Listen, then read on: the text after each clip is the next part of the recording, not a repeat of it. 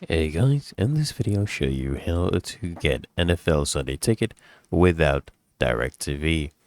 So, yeah, you can actually get NFL Sunday Ticket without a Directv subscription by signing up through the YouTube TV, okay, or as a standalone subscription via YouTube Primetime channels, right? So this is what you do, right? If you want it through YouTube TV, you go and get it as an add-on to YouTube TV subscription when you're getting YouTube TV.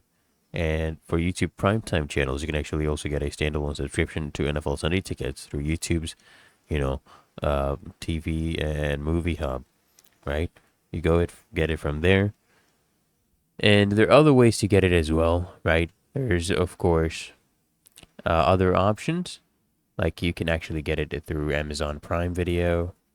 You know, that's not actually offered right now, though.